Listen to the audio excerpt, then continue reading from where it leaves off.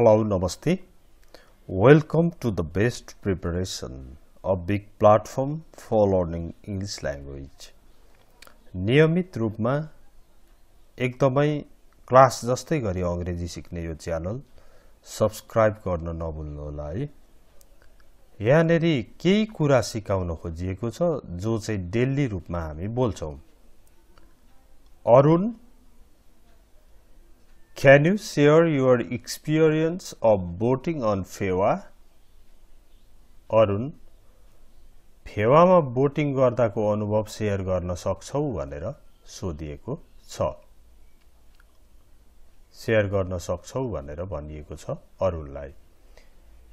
Can you share your experience of voting on Phewa? भनेको छ। अरुणले answer दिएको छ। It was wonderful. एकदमै रमाइलो भयो। I can't express that in words. I can't express that in words. एकदमै रमाइलो भयो। म त्यो शब्दमा वर्णन गर्न सक्दिन, शब्दमा व्यक्त गर्न सक्दिन। अब यो सिकेर तपाईले ठिकै हो भनेर छोड्ने हो कि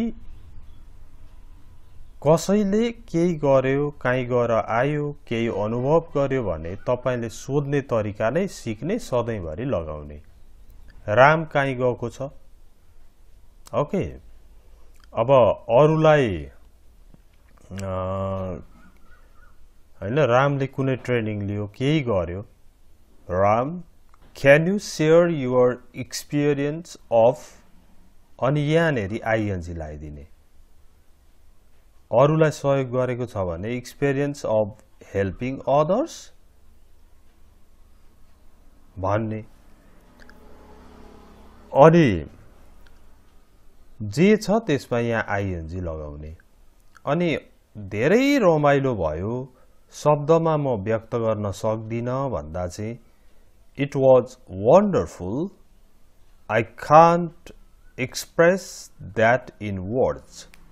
म त्यसलाई शब्दमा व्यक्त गर्नै सक्दिन। Very exciting. It was very exciting. Exciting भयो एकदमै। I can't express that in words. म त्यसलाई शब्दमा व्यक्त गर्न सक्दिन। ओके। अब तपाईले कोही मान्छे चाहिँ ट्रेकिङ गएको छ। अब कसरी सोध्ने त? श्याम भन्ने गएको छ। Shyam, can you share your experience of trekking? अथवा experience of going trekking, going hiking भनेर सोध्ने हो। ओके। अनि उनले यहाँ वन्डरफुल को ठाउँमा फ्यान्टास्टिक, इन्ट्रेस्टिङ, वन्डरफुल, एक्साइटिङ अरु कुनै कुरा प्रयोग गर्न सक्छ। अनि यो चाहिँ I can't express that in words भनेको चाहिँ अलिकति हो लिटरेचर पट्टि छ हैन त। म जो चाहिँ त्यो चाहिँ शब्दमा व्यक्त गर्नै सक्दिन भन्ने खालको छ। यसरी कसैको अनुभव सोधिँदो रहेछ भनेर यो सिक्नु पर्यो। अब सेकेन्ड, यो नम्बर 2। नम्बर 2 मा छ, यहाँ कसैले केही कुरा सुनाइरहेको छ। तपाईको साथी को इन्गेजमेन्ट भएछ। अब मेरो इन्गेजमेन्ट भएको छ, भयो भन्नलाई कसरी भनिया छ भने I've just got engaged. हेर्नु त, I've just got engaged. We are getting married next month. I hope you'll come to the wedding. अनि बीले भन्छ, wow, certainly I will. Certainly I will भनेको निश्चय नै आउने छु भनेको हो। अनि बोल्दाखेरि चाहिँ यो सर्ट फर्म यो सर्ट फर्म यो सर्ट फर्म हेर्नुहोस् है यो नियमै हो क्या I have just got engaged भन्दा राम्रो हुँदैन I've just got engaged We are getting married next month म भर्खर इन्गेजमेन्ट भयो मेरो इन्गेजमेन्ट भएको छ हामी चाहिँ अर्को महिना बिहा गर्दैछौं I hope you'll come to the wedding मलाई आशा छ तिमी वेडिङमा आउने छौ Wow certainly I will म निश्चय नै आउने छु यसरी प्रयोग गरिएको छ र हामीले जान्नु पर्ने कुरा यहाँनेरि के छ भने यसमा हेरौं है फेरि यसैगरी हेरिराख्नु पर्छ आउँदो नै बनाएर छोड्ने यसको हामीले यो शब्दलाई चेन्ज गर्न सक्छौं र यसमा चाहिँ धेरै कुरा छ यसमा सिक्नु पर्ने कुरा के छ भने तपाईले get engaged get engaged भनेको engage हुनु कुनै कुरामा engage हुनु लाई चाहिँ get engaged भनेर भनिदो रहेछ अनि फेरि get married भनेको विवाह गर्नु यो engage हुनु engage नै भन्छौं हामी engagement छ रे भन्छौं नि engage हुनु कुनै कुरामा संलग्न हुनु व्यस्त हुनु get married भनेको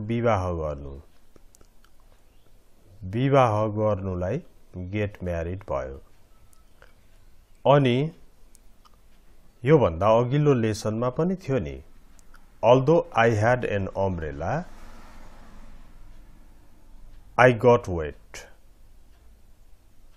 मसँग छाता भए तापनि म भिजे भनेको थियो नि हिजो अब त्यहाँबाट पनि के बुझ्नु पर्थ्यो हामीले भन्दा get wet भनेको भिज्नु हो भनेर बुझ्नु पर्थ्यो भिज्नुलाई के भन्छ get wet भन्छ अनि get late भनेको ढिलो हुनुलाई get late भनेर ढिलो हुनु भनेको चाहिँ get late भयो अनि यसलाई past बनाउँदा past participle बनाउँदा यसैलाई got बनाउँदै जाने तपाईले get ready भनेको तयार हुनु म तयार हुँदै छु भन्ने बेला तपाईले I am ready भन्नुभयो भने म तयार भएँ भन्ने अर्थ हुन्छ तर तयार हुँदै छु भन्न खोज्नु भएको थियो I am getting ready भन्नु पर्थ्यो हो get old भनेको पुरानो हुनु बुढो हुनु ओके मेरो फ्रिज पुरानो भयो भन्नु पर्यो भने my fridge got old Ram बुढो भयो भन्दा राम got old हुने भयो हो get old भनेको पुरानो हुनु त्यस्तै गरेर get fresh भनेको फ्रेश हुनु हो अनि get success get success भनेको सफल हुनु यसको अर्को verb पनि छ succeed succeed भन्ने succeed succeed यसरी शब्दहरु केलाउने शब्दहरुको भण्डार बढाउने काम गर्नुपर्छ इंग्लिशमा ओके आजको यो सर्ट लेसन नै छ आज बिदाको दिन छ सैटरडे ओके अब तपाईले यो च्यानल सब्स्क्राइब गर्ने शेयर गर्ने गर्दिनुहोस् हामीलाई पनि हौसला हुन्छ धेरै भिडियोहरु बनाउन मन पर्छ त्यसको लागि सहयोग पनि गर्नुपर्छ है Thank you very much for watching it. See you next time. Bye bye.